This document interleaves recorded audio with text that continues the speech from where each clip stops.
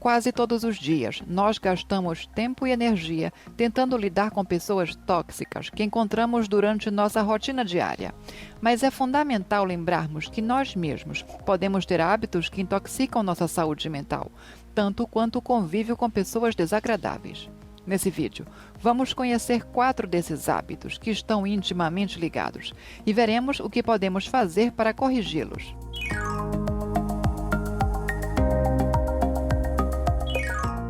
O hábito de tentar agradar demais é terrível para a nossa saúde mental.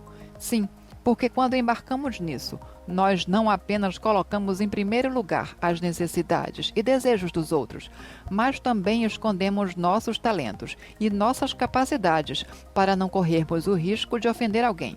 É como se fosse ofensivo ter valor.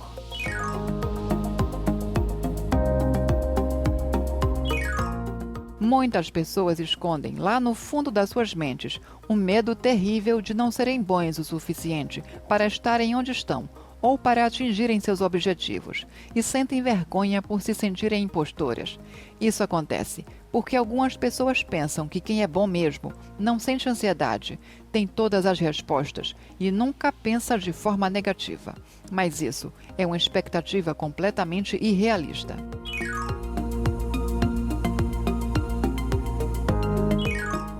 Quem cultiva os 2 hábitos anteriores, muito provavelmente cultiva este também, o de acreditar que deve ficar feliz e satisfeito com qualquer coisa que receba dentro de um relacionamento, o que é um claro sinal de baixa autoestima. Então a pessoa aceita o mínimo de consideração, o mínimo de respeito, o mínimo de afeto, o mínimo de tudo.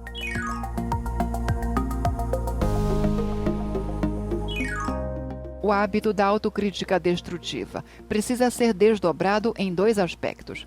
Por um lado, existe um crítico interno que não deixa passar o menor deslize e pode nos torturar por horas, às vezes por coisas insignificantes. O outro lado dessa moeda é um medo terrível de desapontar os outros e de ser abandonado. Então, um lado alimenta o outro e vice-versa.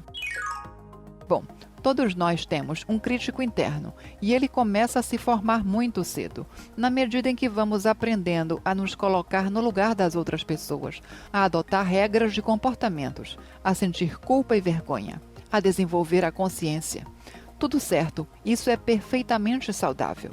Agora, se somos criados em um ambiente em que nos sentimos colocados de lado, começamos a acreditar que só podemos contar com nossas próprias forças para nos cuidarmos. E isso tem um efeito bem negativo. Sim, porque uma criança ainda não está pronta para cuidar de si mesma, nem para sentir tanta responsabilidade. E é claro que ela não vai conseguir se cuidar sozinha. Como resultado, ela tem sempre a sensação de que está errando e de que não é boa o bastante. O seu crítico interno começa a dizer: o seu melhor não é suficiente. Precisa melhorar mais, porque ninguém vai te ajudar. Com o passar do tempo, esse crítico interno se torna implacável. Agora, se além de ser deixada de lado pelos pais ou cuidadores, essa criança também é humilhada, abusada ou intimidada dentro de casa, ela também vai desenvolver uma sensação persistente e difusa de vergonha, inadequação e medo do abandono. Como resultado de tudo isso, se constroem as 2 metades daquela moeda, o crítico interno implacável e a criança que teme ser abandonada. O curioso é que essas 2 figuras internas precisam uma da outra. O crítico precisa da criança para ter a quem criticar, e a criança precisa do crítico porque o único tipo de relação que ela conhece é esse, o de ser diminuída.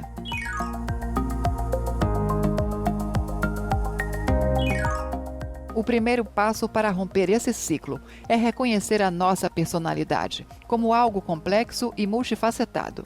Nenhuma personalidade é simples. Então, reconheça que você tem um crítico interno, uma criança vulnerável, e o seu eu real que tenta administrar isso e cuidar de si. Por isso, cabe ao seu eu real assumir a autoridade e interromper o diálogo doentio entre o crítico e a criança. Note que quando o crítico fala, ele te enche de dúvidas sobre si mesmo. Tenta te impedir de ver as coisas como elas são, para que você veja tudo pior do que realmente é.